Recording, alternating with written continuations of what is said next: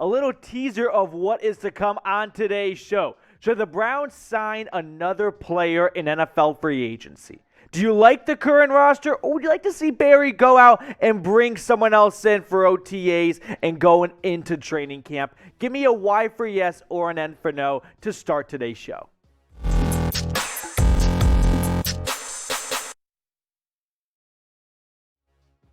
Today's Cleveland Browns Report is presented to you by our friends over at Aura, which is an all-in-one digital safety company that is hooking you up with a 14-day free trial when you get started at aura.com/chatsports. I'm going to tell you all about their great offers for everyone later on in the show. But first, we got the latest rumors to hit on in today's show. Woke up today and I saw that the Browns were not very interested in signing Ndamukong Suh. So you know what I did? I thought, okay, let's put together a video of 5 other players they could sign, headlined by Akeem Hicks. And just as we were about to press record on that video, guess what happened? Yeah, you probably already know. The Bucs signed Akiem Hicks. So Brad Stainbrook first putting out this early in the AM saying Bucs and Raiders still in on defensive tackle Ndamukong Suh.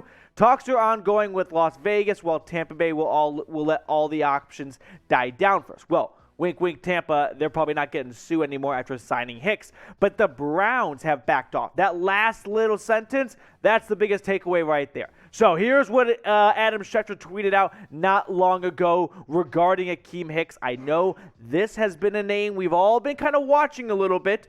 Maybe he would come in and add some veteran depth to the defensive line. Not going to happen. He signed a pretty hefty contract worth up to $10 million with the Bucs. Andrew Berry was never going to sign a defensive tackle in his 30s to something worth $10 million. That is just not his MO. Andrew Berry's not looking to pay much. To me, this, if I'm reading between the tea leaves here a little bit, it is, okay, Andrew Berry is looking to pay X, and other teams are willing to add on an extra $2, $3, $4 million. Berry goes, that's fine. I am confident enough in our group right now that I don't have to go out and sign someone for up to $10 million. Now, if someone wants to come to play for the Browns for cheap, a veteran, like I would prefer, I'm sure Andrew Berry would be very open to that. But from what I've gathered, and we've got a small sample size on tendencies and patterns we've learned from Andrew Berry as a GM, but it looks like he's never going to be in the camp of, I want to pay an older veteran defensive tackle a lot of money. I'll roll with 3rd and 4th round draft picks or signing someone cheap like Taven Bryan, but I'm not going to give someone $10 million. So, Ndamukong Suh, we've talked about this player a ton, 6 sacks last season for the Bucs. It's not, the door's not shut on it necessarily. You know, if Suh doesn't get a good offer from the Raiders, he's like, okay, there's a difference of $1 million between the Raiders and the Browns offer. Yeah, I think Cleveland's closer to winning a Super Bowl. I'll take the pay cut late in my career. I'm 36. I've already got a ring. Let me try to get a second ring a little cheaper. So what is your confidence level in the current defensive line? Scale it for me 1 to 10. Before we check out 5 other options, I'm curious where everyone stands on this one, how good you feel about that interior D-line down below. Next up, though, like I said, we're going to look at 5 other defensive tackle free agents out there. I wish we could be talking about Akeem Hicks. That was literally the title of the show until the Bucs cucked me. So here we go. First option, Larry Ogunjobi, a familiar name, right? Of course. Was with the Browns. Then him and like Billings. I don't know if they even swapped apartments. I'd be curious to see. That happened once in the NHL during a trade. But anywho, Ogunjobi, he comes over from, he goes to Cincinnati and had a great season there last year. Okay? Last year, 7 sacks for the Bengals, 12 tackles for loss, 16 QB hits. He was very good. That was a bit of a miss, probably, letting Ogunjobi go and bringing Andrew Billings in. I would rather hit the undo button and swap that. But here's the interesting note with Ogunjobi. Why is he still on the market? Guy had 7 sacks last year. Well, he was signed to the Bears early in free agency. That was like Chicago's big move, but then he failed at physical. He's got that knee injury, foot injury, stemming from the end of last season, and it's not progressing, I guess, as well as Chicago would have liked. So I'm a little surprised he's still on the street, but maybe that injury is worse than we think. We're going to check out some other options in just a moment. Make sure you check out Aura, our proud sponsor today that has financial fraud protection for the dog pound, identity theft protection, a cool little nugget on this front right here. I've told you guys before how twice my sister has had her identity stolen. I was with her over the weekend telling her about Aura, telling her you got to get started there. And she said, Matthew, I've not had my identity stolen twice. It's happened 5 times. Do not be like her. Do not be someone that's giving out all of your information. Let Aura protect you. Start your free trial today at aura.com/chatsports. They're giving the dog pound 14 free days on them. You got to use that link to get online and device security. Plus, you have a family plan. So if you've got a bunch of pups in the dog pound, no worries. Aura's got you covered up to 5 people. Links in the comments and the description. You can't miss it. Do not let yourself get a headache that's not going to span just a day or two, but for years, by having your online identity or having your identity online be compromised. My next free agent defensive tackle target, it's Eddie Goldman. So we have 2 young guys, right? 27-year-old Ogunjobi to start, and now 28-year-old Eddie Goldman. Why are 2 younger defensive tackles still on the street? So Goldman, if you don't remember, was a 2nd-round pick for the Bears a couple years ago out of Florida State, and he had a good start to his career in Chicago. It hasn't been pretty lately. You can compare what I would say maybe was his best year. We're not here to argue that, though. But 2018, he was very good. 3 sacks, 3 QB hits, and played all 16 games.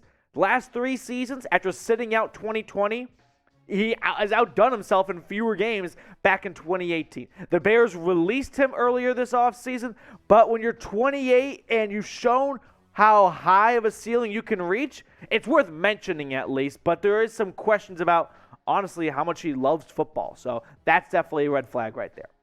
We got another familiar face here at number 3. It is Sheldon Richardson, longtime player for the Browns, got cut last year. This was another move by Andrew Berry where he goes, you know what? We don't need to pay a defensive tackle all that much. Not interested. So he goes over to Minnesota, where he was pretty good for the Vikings defense. 3 sacks and a forced fumble. Listen, if you can find that kind of production from a player who you signed in the middle of the summer and it wasn't one of your big moves in March when free agency started, you got to take that. Here's the thing that I like about Sheldon Richardson. He offers some familiarity. I don't know about you guys, but I used to think if a team cut a player, why would they ever want to bring him back? You know, and then I kind of, grew up a little bit more, and I was like, okay, there's some familiarity. It's a business, and Richardson, A, would just probably love a job, but B, he knows the Browns. He knows Cleveland. It's not starting from scratch. It's not him getting lost to Berea on his first day. So you like that, and bringing someone back when this isn't a huge blockbuster signing. But hey, we're in the middle of the summer, we're in OTAs, and if Andrew Berry's not liking what he's seeing out there, he goes, let me call my friend Sheldon up. And we had a little awkward conversation the last time we spoke. But you know what? I think a couple $1 million in his bank account can smooth things over. So do you want the Browns to sign a veteran player? You remember the scene in The Office when Creed tells Michael about ageism? Are you in that camp, right? Or are you like, you know what?